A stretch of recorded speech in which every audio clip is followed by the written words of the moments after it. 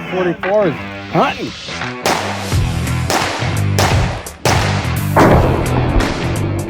You've heard it said that polyurea and polyaspartic floors are 10 times stronger than epoxy. Yeah? Well, we're gonna put it to the test with some firepower out on the range. All right, so we've got out here a bunch of different resin chunks. We cast these in cups, 2-quart mixing cups, and we're gonna put them on the range and we're gonna fire down range with small moving to larger caliber sizes as we go. And we're gonna see what kind of destructive damage each one of these things can actually take.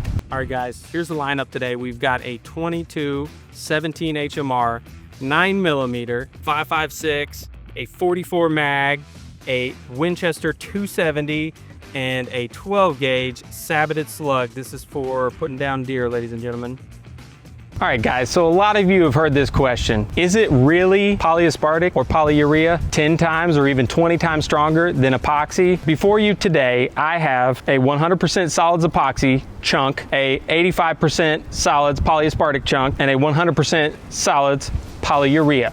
And we're gonna pit them against each other at the range. I wanna read you this message we got the other day from Steve. Steve writes the following: Epoxy Twins, new to the epoxy biz, but learning fast and furious. Just wanted to get your honest opinion. I see polyaspartic salesmen all over my area. They all immediately crap on us epoxy guys. This is a red flag. What's the real story? I mean, same day install, better than epoxy, yada yada. What am I missing? I called the owner of a very large epoxy business in my area earlier today. He nearly said the identical thing that you just said. This industry is new to me, but learning quick, there are a lot of frauds and misinformation on social media. Good to know, and will help us navigate and frame conversations with customers. For those of you that didn't know, a polyaspartic is actually an aliphatic polyaspartic polyurea. So yes, when people say stronger than epoxy, they're referencing potentially either or of these. They reference a flexible base coat, which polyurea is 85% polyaspartic. This is an A and a B component mixed together. They get pretty hard. There is still some flex, but mostly you're gonna want that as a top coat on a finished floor. Now, epoxy, there is nothing better as a primer than epoxy resin. There is nothing that is stronger as a top coat when finished with the right clear coat over top of it. So a lot of you guys are gonna have these salespeople that are saying that their polyurea is 20 times stronger than your epoxy.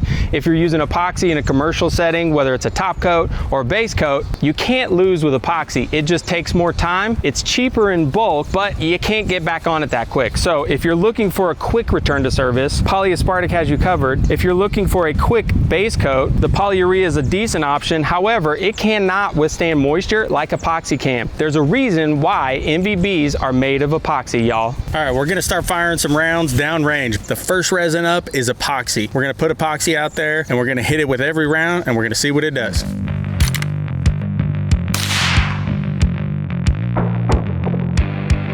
I don't know if you're gonna be able to capture that, but this is the round barely entered into it at all. Our first one skimmed off. 100% solids versus 22.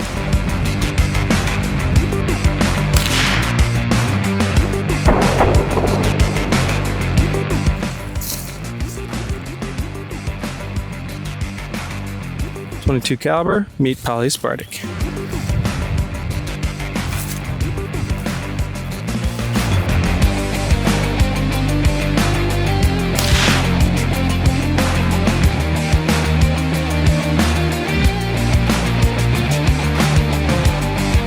.17 HMR. We've got 2 shots, basically in the same hole. Seth likes to aim a little left, but they both just penetrated and never came out. That's 100 solids epoxy. Pretty wild. They fissured a little bit. That one didn't really fissure, but that one did. 17 HMR versus 85 solids polyaspartic.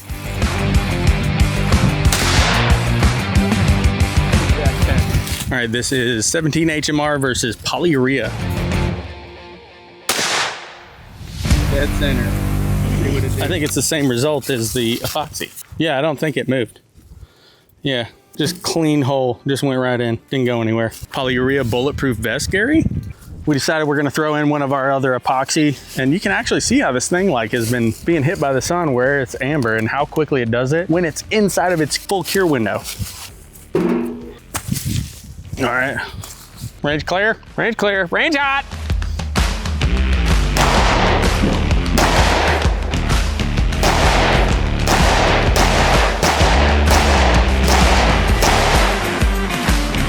What happened over here? 4, 5, 6. Yeah, these suckers buried up, but. So there's epoxy for you with a 9 mil. I bet you could still hit it like this and it ain't going through it. Yeah, I agree. 85% solids polyaspartic versus a 9mm hollow point. I bet that did not go through either. So the 9 just goes right inside. See the hole that it kind of burrowed. Yeah, it looks like it's probably, what do you think, like 1.5 inches in there maybe? If you want us to do this, we'll take these and we'll cut through them to see what the innards look like. But otherwise, we can't see in here. If we get enough people that tell us they want to see through it, we'll take this thing home and we'll save it and we'll cut it through it. All right, 9 mil versus polyurea, ladies and gentlemen. This is a 9 mil hollow point, as if you were carrying for defense. No! All blew out the front of our drum there. All right, so 9 mil, went in, No exit. stayed in. Polyurea. 556 versus 100% solids epoxy.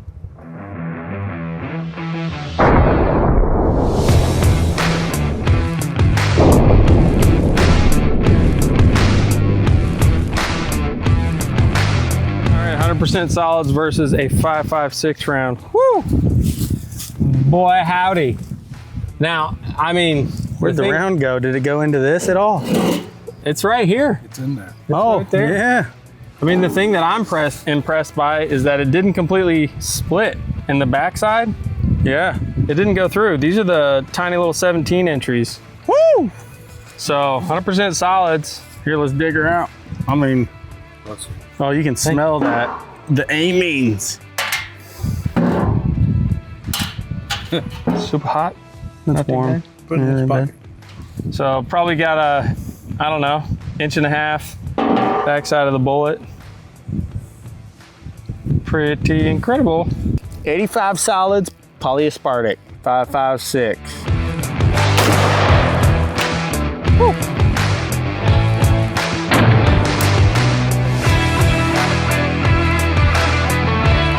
Polyurea versus a 556. If it matters, no pigment.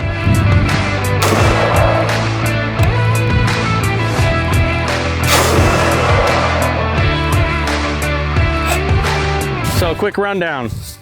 So 556 damage for 100 solids epoxy, damage for polyurea and damage for polyaspartic. And what you'll notice is these two, the polyaspartic and the polyurea, both have the rounds, all of them, still inside them, which is pretty interesting. This one, obviously, we dug it out, but it was still impacted inside of it, but you got a chunk missing now. All right, next up, 44 Magnum.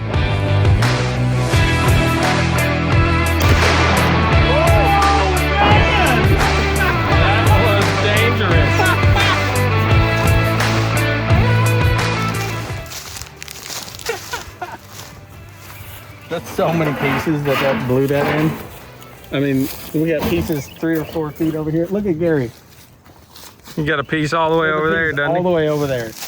Yeah, Dad said it emphasizes the range rule. Don't point into anything that you're not willing to completely destroy. Boy, howdy. That really destroyed it. I mean, that's impressive. All right, 100% solids. All right, y'all, this is our customers that get garage floors from us. They're getting this top coat. This is 85% solids polyaspartic. 85 solids, polyaspartic, fire in the hole. Range hot. 44 mag versus poly. Woo!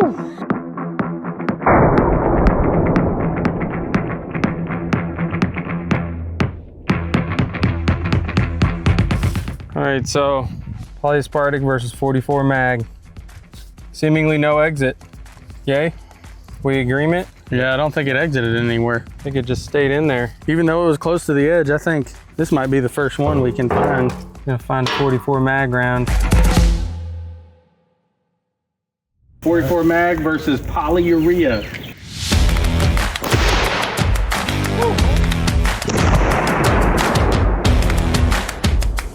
Did it? Really? Oh yeah, that is the entry.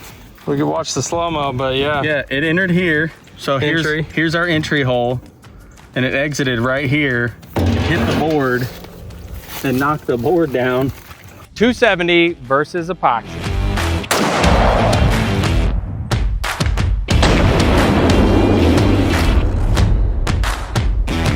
$270 versus epoxy. Look at that.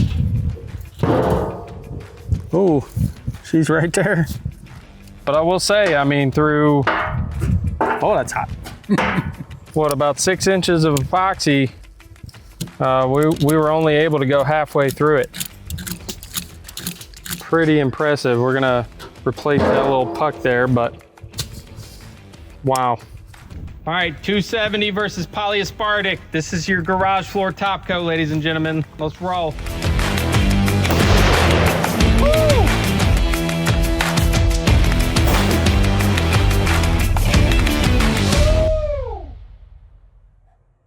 Polyaspartic versus a 270. Pretty sure I'm pretty sure it just went straight out the back. wow. Front. In, out. I don't think this hole was here before. No. All right, 270 versus polyurea.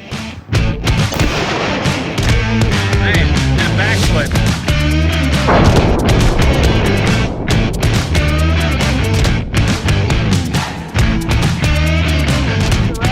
I know because I grabbed it. It's freaking hot. It was sitting on the front. It went all the way through and just landed on there. So So just spun it around. here was the front. I marked it.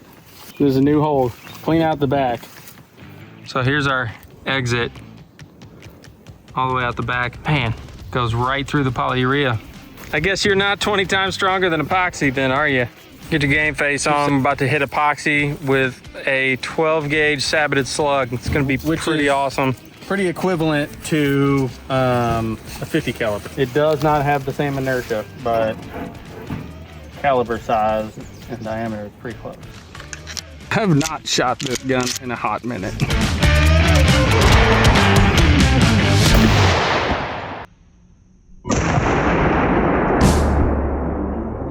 So our shotgun round, when hitting the epoxy from straight in the middle, it did not exit. No exit on the backside. Just went in there and stuck. Pretty impressive. Polyaspartic versus a saboted slug 12 gauge. Here we go.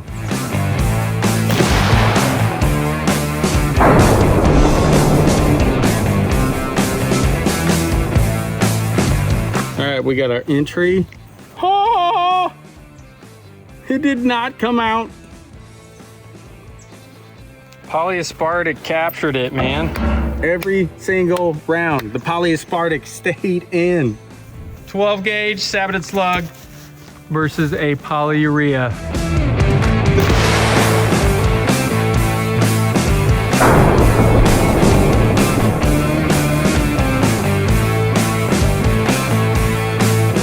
So the polyurea, Came out the top. even high, came out. It melted it. This stuff's soft and tacky in there because it got so hot. Kind of like re-emulsified it. Mind you, everything we mixed in one cup and then poured in a separate cup. All right, y'all, we realize that not all of this translates to the real world when you have these coatings on the floor, but this is really fun. So for us, we just like to explain the differences of things, and we saw it clearly today. Flexibility of one product, hardness of another product. Listen, guys, all these coatings have their place, and not one of them is actually 20 times stronger. If you can quantify how it's stronger, you'll make me a believer. Yeah, let us know in the comments below your feedback, and what do you guys think is actually the stronger product? Also, what do you think was the most destructive of the rounds that we shot today? If you want to see us do more fun stuff like this, check back in with the Epoxy Twins channel. We'll keep making videos, and if you guys submit stuff to us that we think is going to be really fun to do, we got a lot of space here, so glad to do more. See y'all on the next one.